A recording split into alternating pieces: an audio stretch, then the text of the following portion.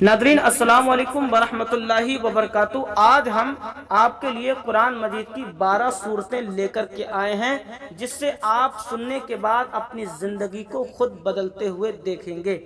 दोस्तों, इन दुआओं को सुनने की बरकत से रोजी में बरकत होगी, घर में बरकत होगी, दुकान में बरकत होगी और तमाम बीमारियां दूर हो जाएंगी। हर परेशानी से आपको निजात मिलेगी और आपका हर मकसद पूरा हो जाएगा।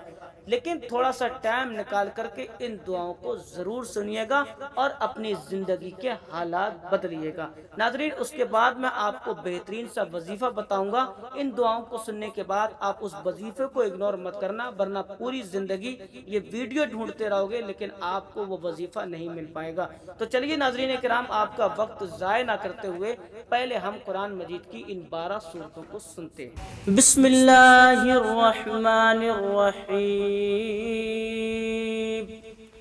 अल्लाहुम्मा सल्लि अला मुहम्मदिन व अला आलि मुहम्मद कमा सल्लैता अला इब्राहीम व अला आलि इब्राहीम इन्नका हमीदुम मजीद। अल्लाहुम्मा बारिक अला मुहम्मदिन व अला आलि मुहम्मद कमा बारकता अला इब्राहीम व अला आलि इब्राहीम इन्नका हमीदुम मजीद। बिस्मिल्लाहिर्रहमानिर्रहीम। तबारकल्लज़ी बियदिहिल मुल्क व हुवा अला कुल्लि शैइन क़दीर। अल्लज़ी खलक़ल मौत वल हयात लियब्लुवकुम अय्युकुम अहसनु अमला व हुवल अज़ीज़ुल गफ़ूर। अल्लज़ी खलक़ सबअ समावातिन तिबाक़ा मा तरा फ़ी ख़ल्क़िर रहमानि मिन तफ़ावुत फ़र्जि'ल बसर हल तरा मिन फ़ुतूर सुम्मा रजि'ल बसर कर्रतैनि यन्क़लिब इलैकल बसरु ख़ाशिअन व हुवा हसीर। वलक़द ज़य्यन्ना अस्समाअ अद्दुनिया बिमसाबिहा वजअलना रुजूमन लिश्शयातीन वअअतदना लहुम अज़ाबस सईर। वलिल्लज़ीन कफ़रू बिरब्बिहिम अज़ाबु जहन्नम वबिअसल मसीर। इज़ा उल्क़ू फ़ीहा समिअू लहा शहीक़न वहिय तफ़ूर तकादु तमय्यज़ु मिनल ग़ैज़ कुल्लुमा उल्क़िय फ़ीहा फ़ौजुन सअलहुम ख़ज़नतुहा अलम यअतिकुम नज़ीर। क़ालू बला क़द जाअना नज़ीरुन फ़कज़्ज़बना व क़ुलना मा नज़्ज़लल्लाहु मिन शै'इन इन अंतुम इल्ला फ़ी दलालिन कबीर। वक़ालू लौ कुन्ना नस्मअु औ नअक़िलु मा कुन्ना फ़ी अस्हाबिस सईर। फ़अतरफ़ू बिज़ंबिहिम फ़सुहक़न लिअस्हाबिस सईर। इन्नल्लज़ीन यख़शौना रब्बहुम बिलग़ैबि लहुम मग़फ़िरतुन व अज्रुन कबीर। وأسروا قولكم أو اجهروا به إنه عليم بذات الصدور ألا يعلم من خلق وهو اللطيف الخبير هو الذي جعل لكم الأرض ذلولا فامشوا في مناكبها وكلوا من رزقه وإليه النشور أأمنتم من في السماء أن يخسف بكم الأرض فإذا هي تمور أم أمنتم من في السماء أن يرسل عليكم حاصبا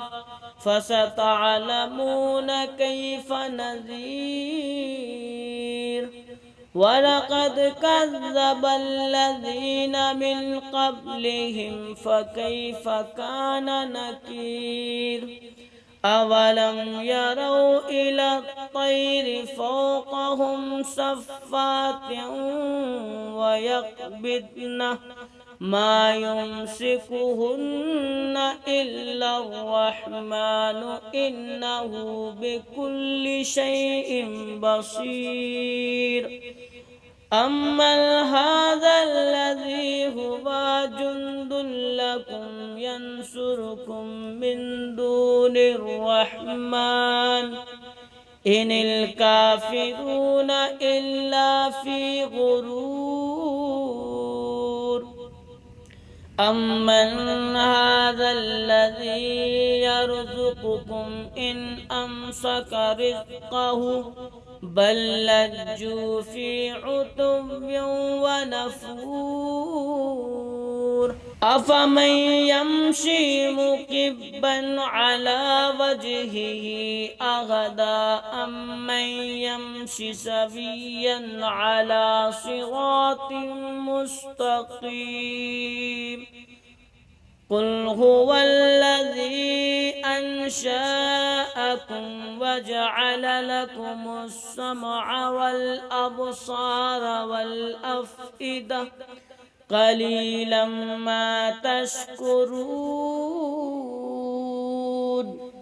قل هو الذي زرعكم في الأرض وإليه تحشرون ويقولون متى هذا الوعد إن كنتم صادقين قل إنما العلم عند الله وإنما أنا نذير مبين فلما رأوه زلفة سيئت وجوه الذين كفروا وقيل هذا الذي كنتم به تدعون قل أرأيتم إن أهلكني الله ومن معي أو رحما فمن يجير الكافرين من عذاب أليم قل هو الرحمن آمنا به وعليه توكلنا فستعلمون من هو في ضلال مبين قل أرأيتم إن أصبح ماؤكم غورا فمن يأتكم بماء معين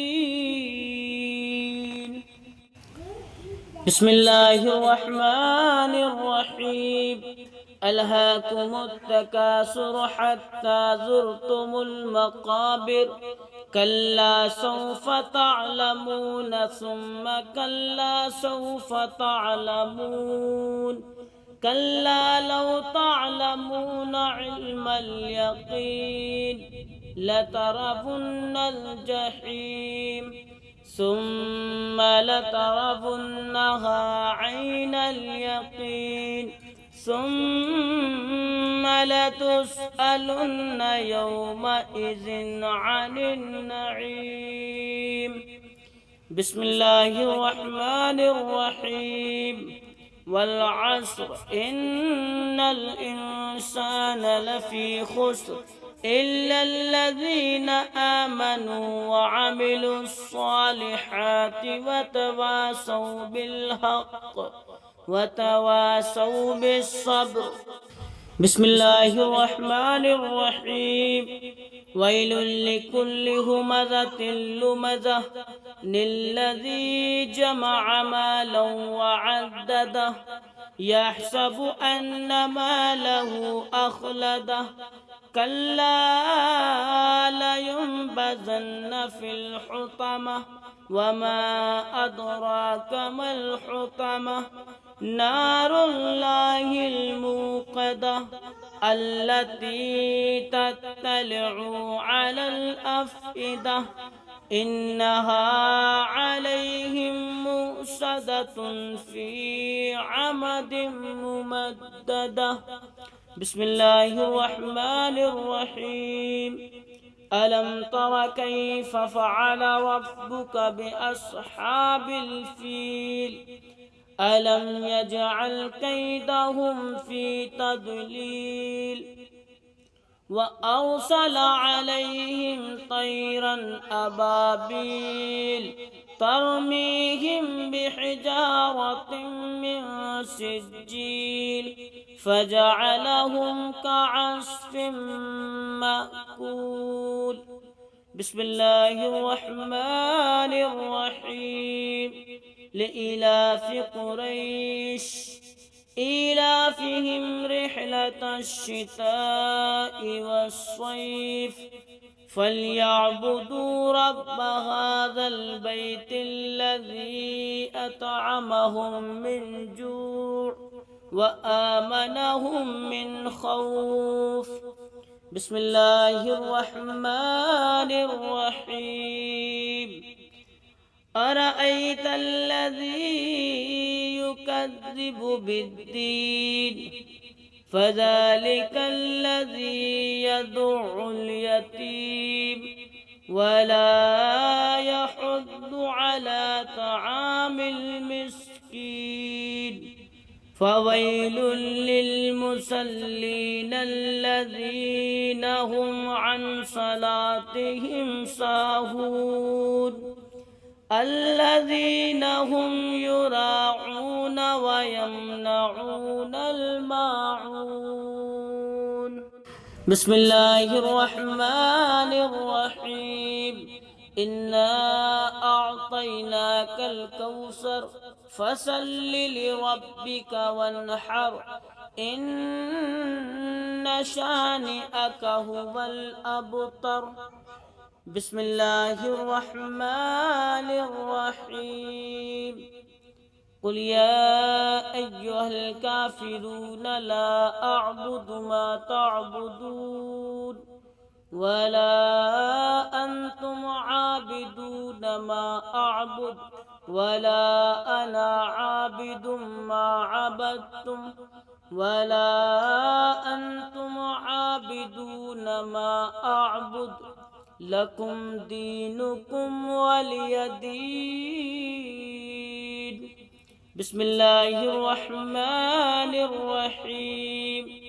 إذا جاء نصر الله والفتح ورأيت الناس يدخلون في دين الله أفواجا فسبح بحمد ربك واستغفر إنه كان توابا. بسم الله الرحمن الرحيم. تبت يدا أبي لهب وتب ما أغنى عنه ماله وما كسب سيصلى نارا ذات لهب وامرأته حمالة الحطب في جيدها حبل من مسد. بسم الله الرحمن الرحيم.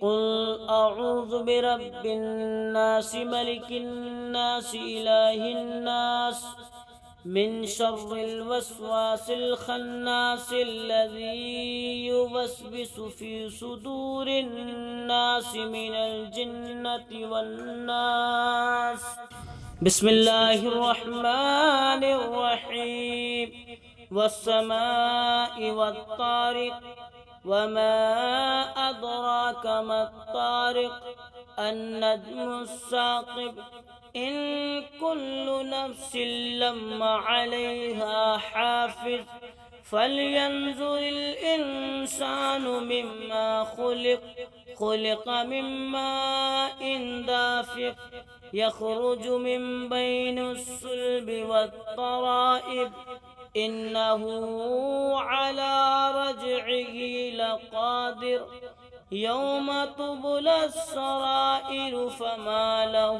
من قوة ولا ناصر والسماء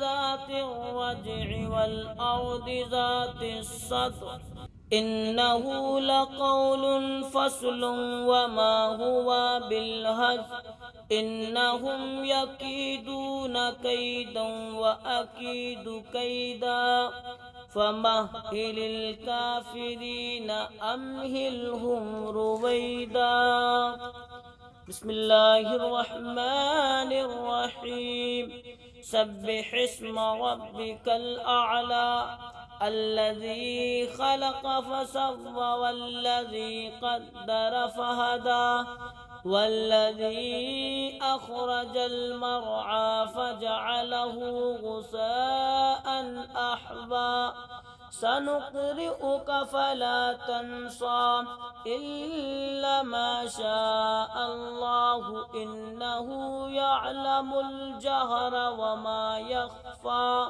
ونيسرك لليسرى فذكر إن نفعت الذكرى سيذكر من يخشى ويتجنبها الأشقى الذي يصلى النار الكبرى ثم لا يموت فيها ولا يحيا قد أفلح من تزكى وذكر اسم ربه فصلى بل تؤثرون الحياة الدنيا والآخرة خير وأبقى إن هذا لفي الصحف الأولى صحف إبراهيم وموسى ماشاءاللہ ناظرین کرام، آپ نے قرآن کی وہ 12 صورتیں پڑھی.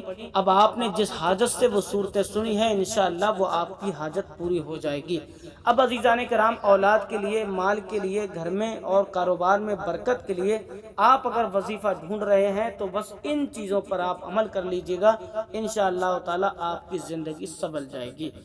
آج میں آپ کو قرآن کریم سے ایک آسان عمل بتا رہا ہوں. اگر آپ رزق میں برکت، کاروبار میں آسانی یا اپنی جائز حاجت پوری ہونے کی دعا کرنا چاہتے ہیں تو ہر نماز کے بعد آپ کو کیا کرنا ہے؟ 11 مرتبہ درود ابراہیم پڑھنا ہے. آپ درود ابراہیم 11 مرتبہ پڑھیں گے. اگر اتفاق آپ کو درود ابراہیم یاد بھی نہیں ہے تو کوشش کیجئے گا آپ یاد کیجئے گا، کیونکہ یہ نماز میں پڑھی جاتی ہے، اس لیے آپ کو یاد کرنا ضروری ہے. لیکن اگر یہ وظیفہ کر رہے ہیں اور اتفاق آپ کو یاد نہیں ہے تو آپ کوئی دوسرا درود بھی پڑھ سکتے ہیں. جب آپ نماز کے بعد 11 مرتبہ درود پڑھیں گے پھر آپ کو 100 مرتبہ پڑھنا ہے استغفر اللہ ربی من کلی ذنب واتوب الیہ. اس کے بعد اللہ تعالیٰ سے اخلاص کے ساتھ اپنی جائز حاجت مانگیں. اللہ تعالیٰ قرآن میں فرماتا ہے کہ استغفار سے رزق، اولاد اور برکت عطا فرماتا ہے. یہ بات قرآن کی ان آیات کے مطابق ہے جن میں حضرت نوح علیہ السلام نے فرمایا کہ استغفار کرنے سے اللہ تعالیٰ مال، اولاد اور باعث و نہریں عطا فرماتا ہے. تو ناظرین کرام، اگر آپ ان تمام چیزوں کی تمنا رکھتے ہیں، حاضر رکھتے ہیں، تو آپ درود ابراہیم 11 مرتبہ اور 100 مرتبہ استغفار پڑھیے گا انشاءاللہ تعالی۔ اس کے بعد اپنے دونوں ہاتھوں کو اللہ کی بارگاہ میں اٹھا کر کے دعا کیجیے گا، انشاءاللہ تعالی آپ کو بہتر اجزا ملے گی، انشاءاللہ تعالی آپ کو بہتر جزا ملے گی، اور آپ جس کے لیے یہ وظیفہ کریں گے انشاءاللہ وہ چیز آپ کو حاضر ہوگی، وہ چیز آپ کو مل جائے گی، چاہے کتنی بھی مشکل کیوں نہ ہو۔ تو ناظرین کرام، آپ سے گزارش ہے، اگر آپ ہمارے یوٹیوب چینل پر نئے ہیں تو آپ سے چھوٹی سی گزارش ہے، حالانکہ آپ کا کچھ نہیں بگڑے گا، آپ ہمارے چینل کو سبسکرائب کر دیجئے، نوٹیفیکیشن دبا دیجئے گا اور لائک کر دیجئے گا، لاسٹ میں کمنٹ میں آمین ضرور لکھ کر کے جائیے گا۔ تب تک کے لیے السلام علیکم ورحمۃ اللہ وبرکاتہ۔